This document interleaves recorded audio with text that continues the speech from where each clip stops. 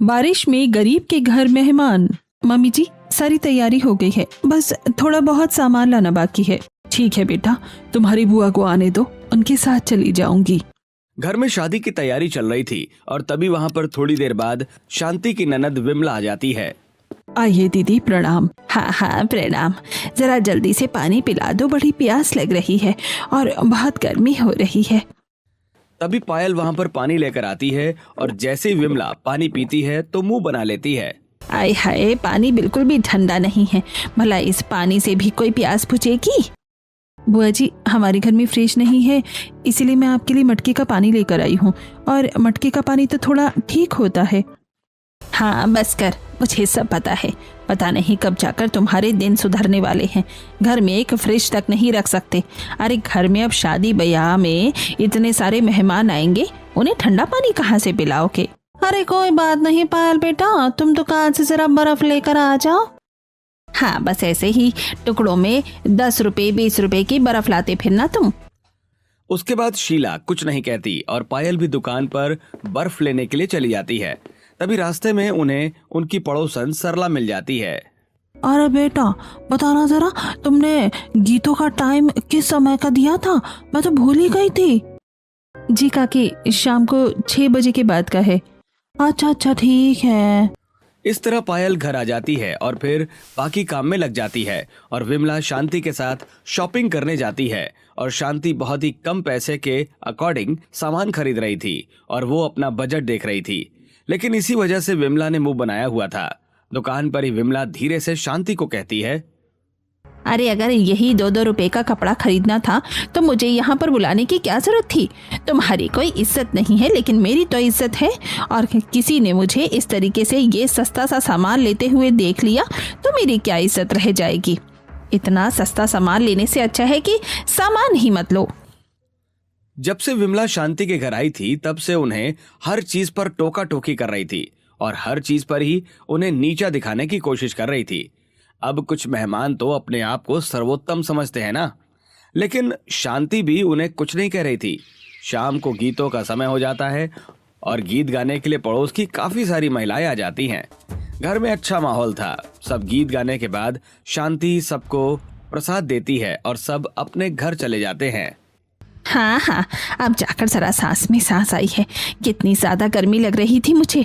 यहाँ पर तो ढंग से एक एसी तक नहीं लगवा रखा है। तुम लोगों ने पता नहीं क्या ही कर रहे हो जिंदगी में। ना तो घर में फ्रिज है और ना ही कोई एसी है। हाँ बहन, अभी घर के हालात कुछ ऐसे ही चल रहे हैं। कभी न कभी जरूर भगवान की कृपा से सब हो जाएगा। हाँ, तुम जैसे लोग तो बस भगवान की कृपा के भरोसे ही बैठे रहते हो, खुद तो कुछ करना नहीं होता। तुम भी बस आराम से यहाँ पर चारपाई पर पड़े रहते हो। बाहर जाकर कुछ काम करा करो, है ना? और ना ही तुम्हारे बेटे पता नहीं कौन सी ही नौकरी कर रहे हैं। रसोई में पायल के साथ निधि खाना बनवा रही थी, जिसे ये सब सुनकर बहुत ज्यादा गुस्सा आ रहा था। क्या जिंदगी में हम बस यहाँ पर ताने सुनने के लिए ही आए हैं भाभी? जिसे देखो हमारे ही घर में आकर कुछ भी कहकर चला जाता है और हम किसी को कुछ नहीं कहते। क्या सच में हर किसी की बुआ इसी तरह होती है या किसी की बुआ अच्छी भी होती है? ऐसा नहीं है निधि, बुआ है तो बुरी ही होगी क्या? ये तो इंसान की खुद की सोच पर निर्भर होता है। कोई भी रिश्ता गलत नहीं होता। एक इंसान बस जब उस रिश्ते की लाज नहीं रखता तो ऐसी बातें होती हैं। कोई बात नहीं, तुम्हें इतना परेशान होने की जरूरत नहीं है। उसके बाद सब साथ बैठकर खाना खा रहे थे तो विमला ने खाने में भी कमी निकाल दी।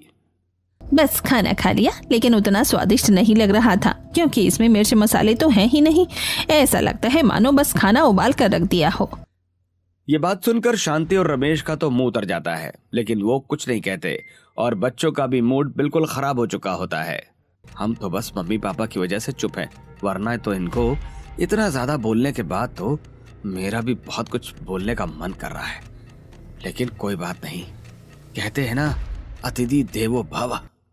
अब रात को सोने का समय होता है और सब विमला को नए कूलर के सामने सुला देते हैं क्योंकि उसे बहुत ज्यादा गर्मी लग रही थी और खुद पीछे सो जाते हैं पुराने कूलर में।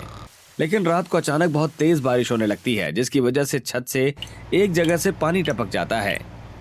अरे यहाँ तो पानी टपक रहा है, हमें बिस्तर बदलना होगा। बेटा जल्दी करो, यहाँ पर तुम सब बर्तन लगा दो। उसके बाद सबको उठाना पड़ता है और जहां जहां पानी टपक रहा था वहां वहां पायल बर्तन लगा देती है। अब इन सब चीजों की वजह से विमला की तो नींद बहुत ज्यादा खराब हो गई थी। तुम्हारे यहाँ तो मैं पता नहीं क्यों ही आ जाती हूँ। अरे इतनी ज़्यादा परेशानी तो सच बताऊँ कहीं जेल में भी रहने भी नहीं होगी। पता नहीं क्या मुसीबत है। अरे तुम छत की मरम्मत भी नहीं करवा सकते हो तो क्या ही करोगे।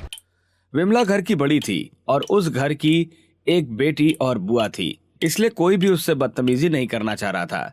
लेकिन आपको क्या लगता है, क्या अब विमला अपनी हद पार कर रही थी? और देखना है कि किस तरीके से आखिर में शांति और उसका परिवार सभी रिश्तेदारों के साथ क्या करता है। अगले दिन सुबह उठकर घर की सजावट का काम चलता है और शाम को रिश्तेदार आना शुरू हो जाते हैं।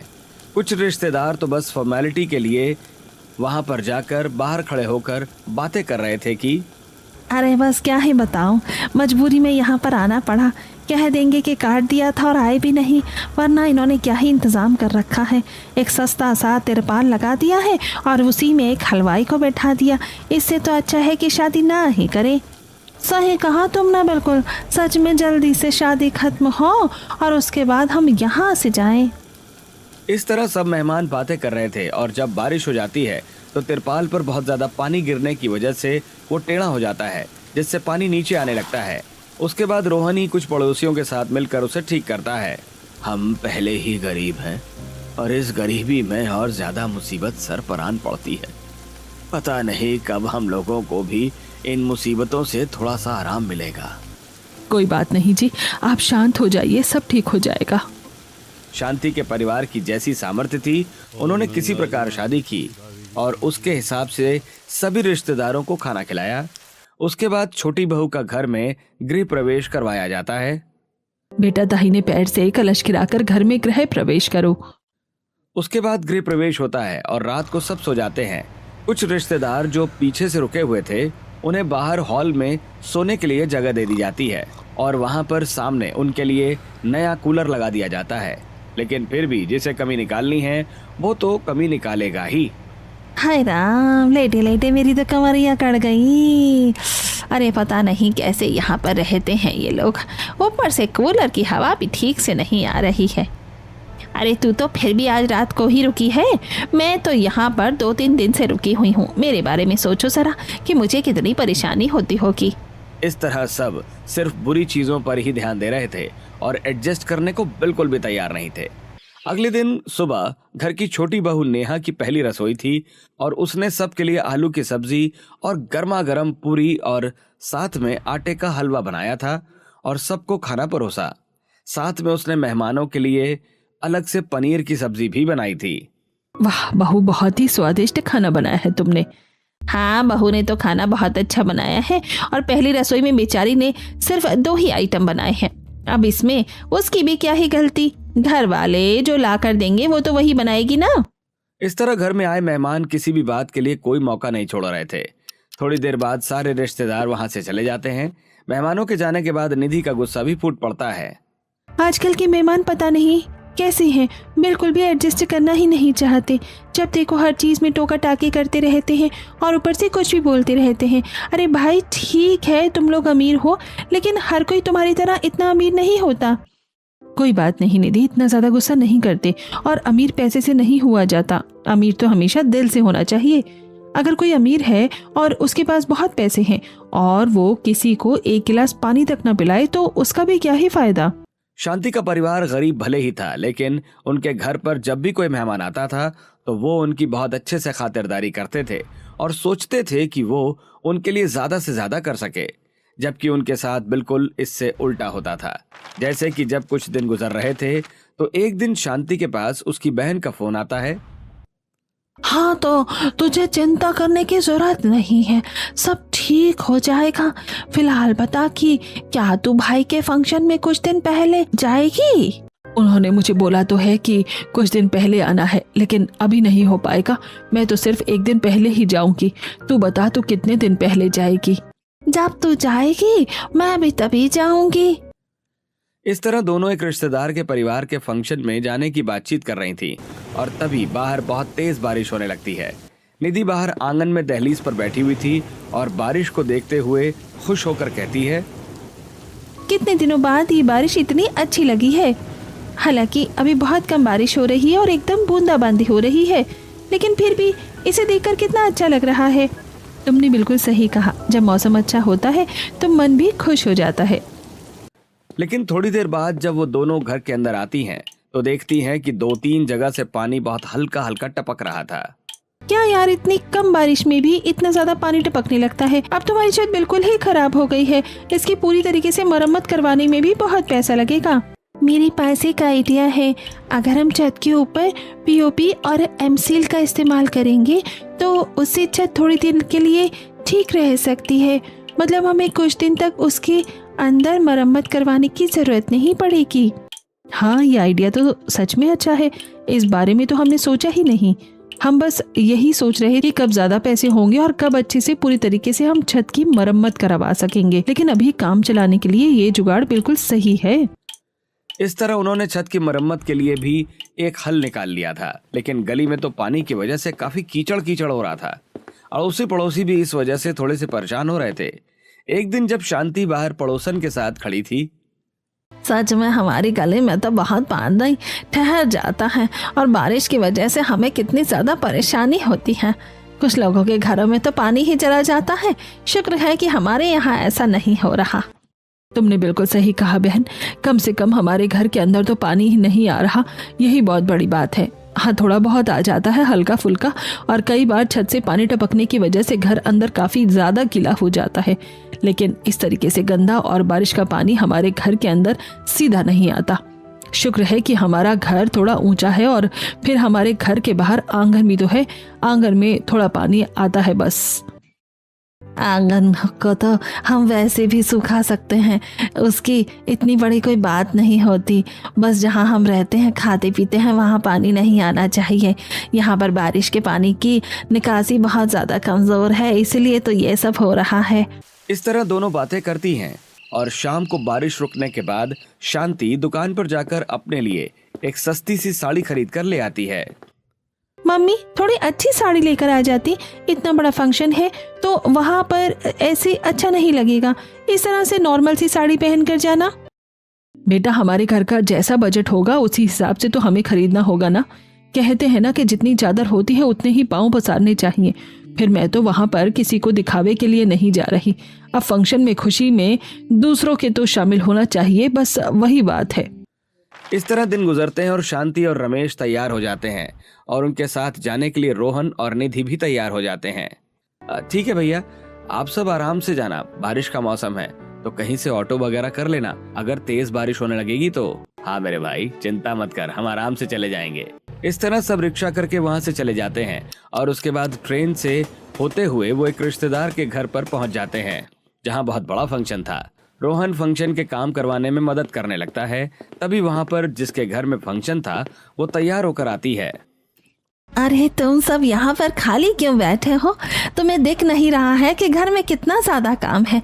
जरा थोड़ा सा काम तो कर दो। और निधि बेटा, तुम भी यहाँ आराम से बैठी हुई हो, तुम्हारी सारी भाभी तैयार हो रही हैं तो तुम्हें उनके बदले में थोड़ा सा जाकर रसोई में काम करना चाहिए ना। ठीक है मामी, मैं जाकर काम कर रही हूँ। इतना कहकर निधि तो उठकर चली जाती है, लेकिन शीला को अभी भी रास नहीं आ रहा था। अरे शांति, तुम भी जरा जाकर कुछ काम कर लेती तो अच्छा होता।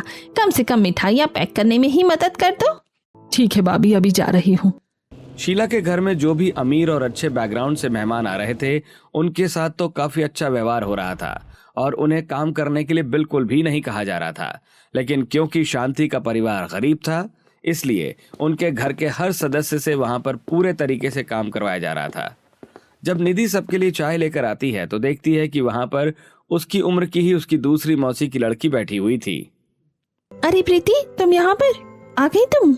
हाँ बिल्कुल, तुम कैसी हो और तुमने कैसा हाल बना रखा है अपना? क्या तुम यही सूट पहन कर फंक्शन अटेंड करने वाली हो? हाँ बिल्कुल। कोई तुम्हें ऐसे हालत में देखेगा तो सोचेगा कि तुम यहाँ पर मेहमान नहीं बल्कि कोई काम करने वाली आई हो।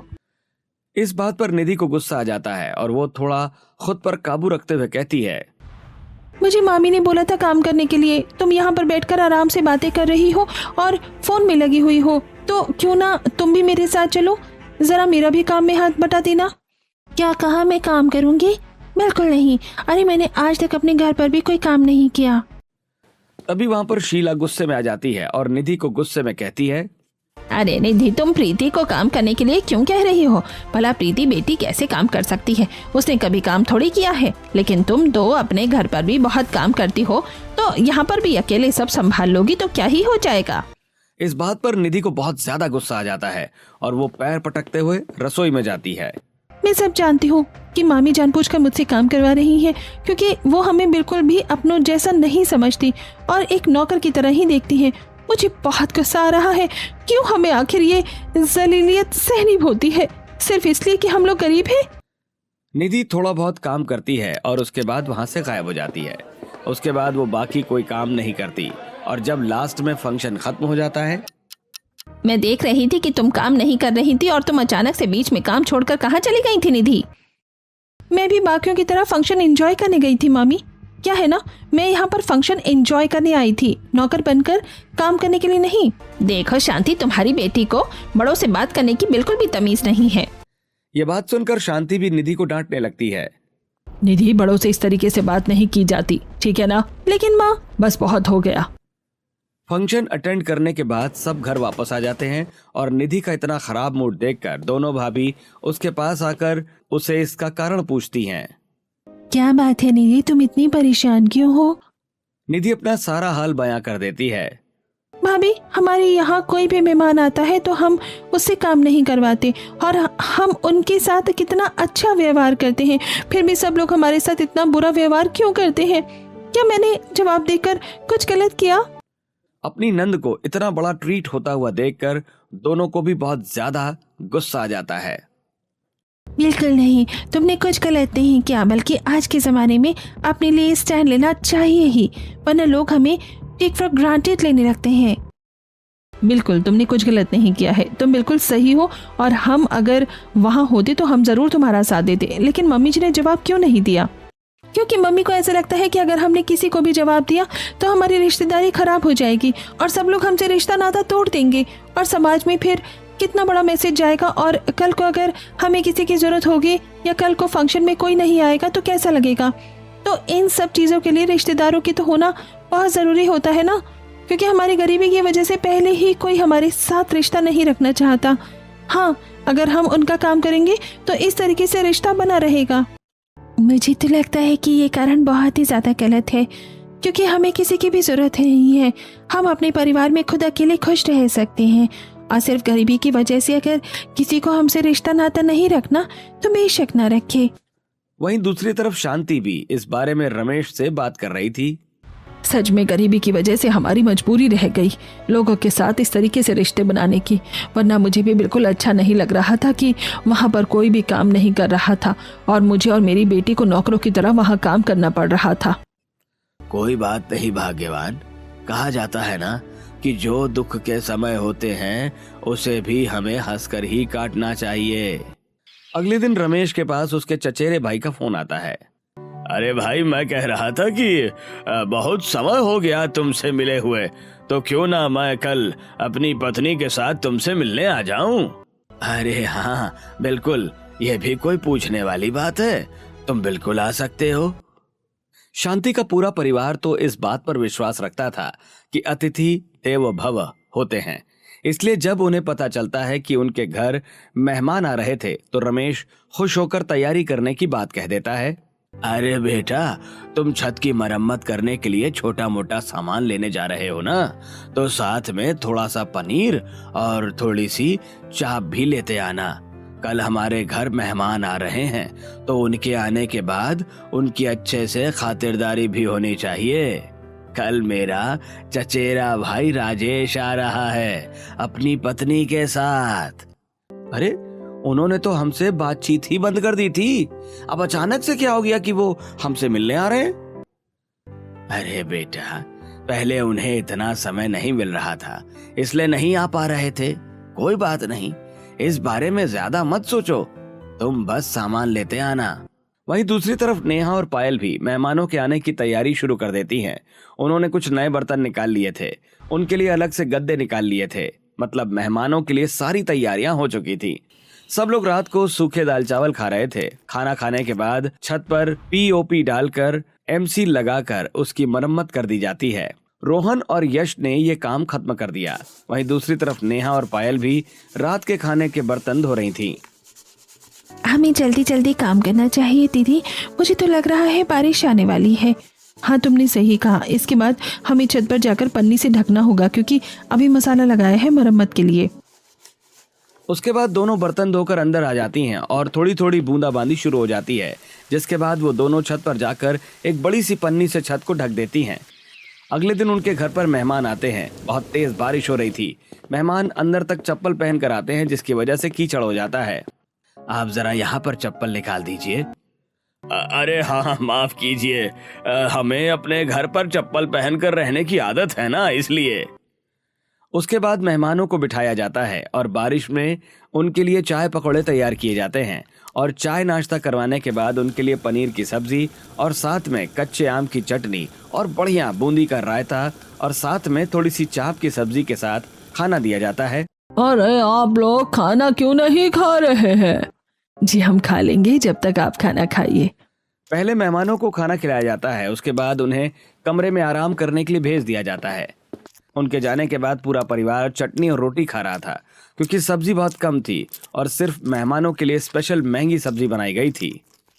काश थोड़ी सी सब्जी बच जाती तो मैं भी देखती कि पनीर और चाप की सब्जी कैसे बनी थी। कोई बात नहीं बेटा, हमें हमेशा पहले घर में आए मेहमानों का ध्यान रखना चाहिए और जब उनका खाना खत्म हो जाए तो ही हमें खाना चाहिए, और अगर कुछ नहीं बचा हो तो क्या हुआ, अभी और बन जाएगा। सबसे पहले मेहमान की खातिरदारी अच्छे से होनी चाहिए। कितने उच्च विचार थे शांति के। लेकिन वहीं दूसरी तरफ अंदर कमरे में बैठे मेहमान। अच्छा है, सही समय पर आपका दिमाग काम कर गया। हमें याद आ गया कि ये लोग भी यहीं पर रहते हैं। आज शाम को अपना काम करवा लेंगे और कल सुबह दस्तखत करवा कर यहाँ से चले जाएंगे। हाँ बिल्कुल, और इन जैसे लोगों के घर आने के लिए ज्यादा खर्चा भी नहीं लगता। सिर्फ 50 रुपए के पुराने से केले लेकर आ गए हम।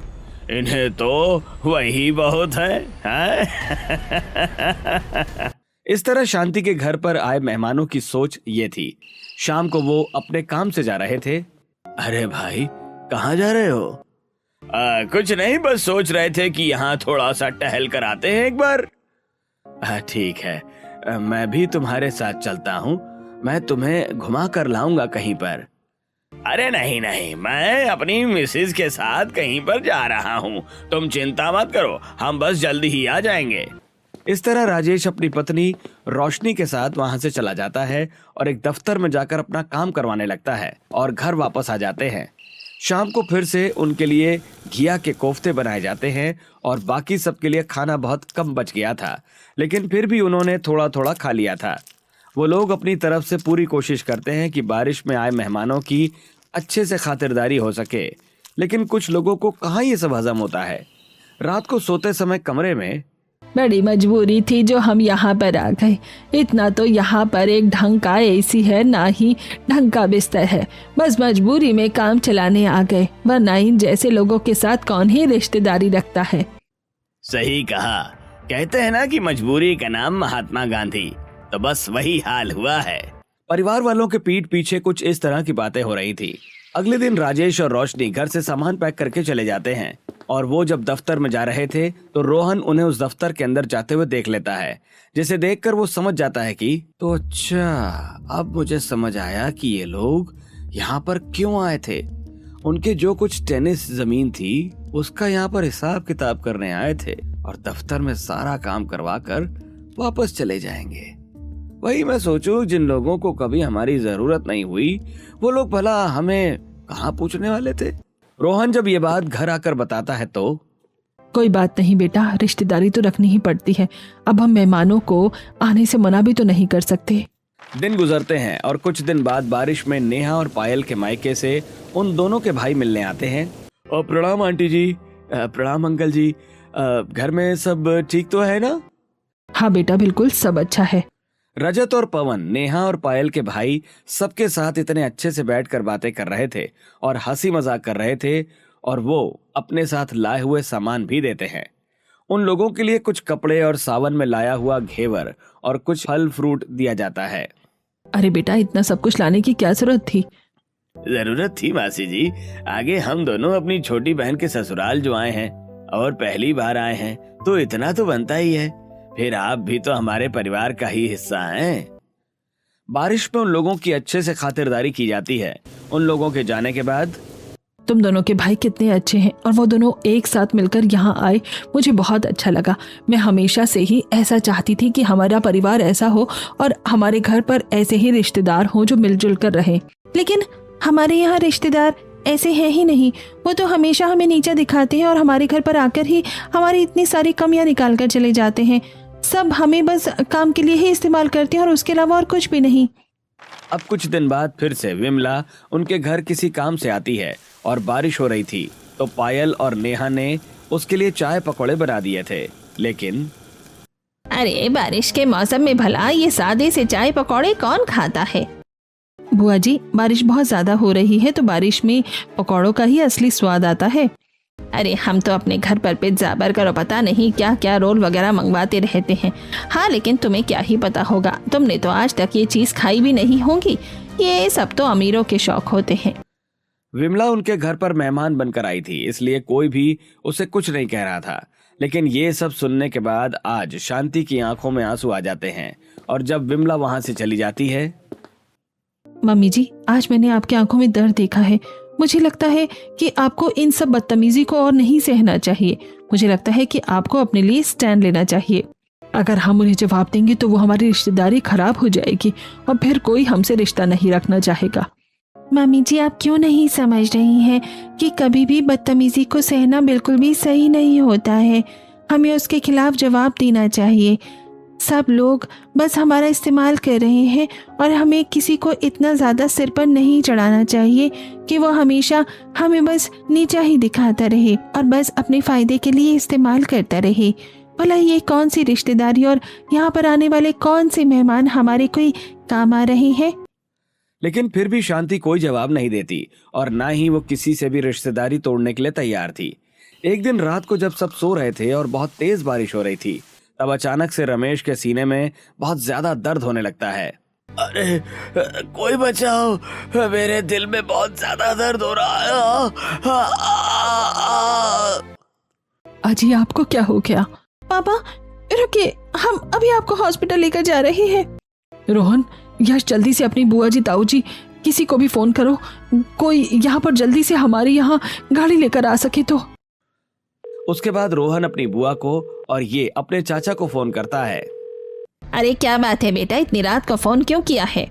बुआ जी, पापा के सीने में बहुत ज्यादा दर्द हो रहा है और आप तो जानते हैं कि यहाँ गांव के अस्पताल में उनका इलाज नहीं चल रहा था। हमें उन्हें जल्दी ही गांव के बाहर वाले अस्पताल में लेकर जाना होगा। मैं कह रहा था कि क्या आप गाड़ी भिजवा सकती हैं? अरे बेटा, इतनी रात को सब सो रहे हैं। रवि भी ड्यूटी करके आया है, बहुत थक गया होगा, तो ऐसे कैसे हो पाएगा? और हमारी गाड़ी भी शायद खराब हो रखी है। ऐसा जवाब सुनकर रोहन को बहुत बुरा लगता है और उधर से यश के चाचा ने भी ऐसा ही जवाब दिया था। चाचा ने तो साफ मना कर दिया और उन्होंने बहुत ही बेकार जवाब दिया है कि कुछ भी होता है तो हम यहाँ पर तभी फोन कर देते हो। लेकिन तभी वहां पर पवन और रजत, पायल और नेहा के भाई अपने दोस्त की गाड़ी को लेकर आ जाते हैं और जल्दी से रमेश को अस्पताल लेकर जाते हैं और उसका इलाज करवाते हैं। अच्छा है कि आप पेशेंट को एकदम सही समय पर लेकर आए, तो इनका सारा इलाज समय पर हो गया। अभी तो ये दवाई से ठीक हो जाएंगे, अगर थोड़ी सी भी देर हो जाती तो मुसीबत हो जाती। इस तरह परिवार वालों को राहत मिलती है और उसके बाद सभी घर आ जाते हैं। आज पवन और रजत पूरा दिन वहीं पर रुके हुए थे, क्योंकि आप चिंता मत कीजिए, आज हम यहीं पर हैं। अगर किसी भी चीज की जरूरत है तो आप हमें बता सकते हैं। एक दुख में पहली बार सच्चा रिश्तेदारों को साथ पाकर शांति और रमेश को बड़ा अच्छा लग रहा था और वो रमेश की डाइट के लिए थोड़े बहुत फल फ्रूट भी लेकर आते हैं।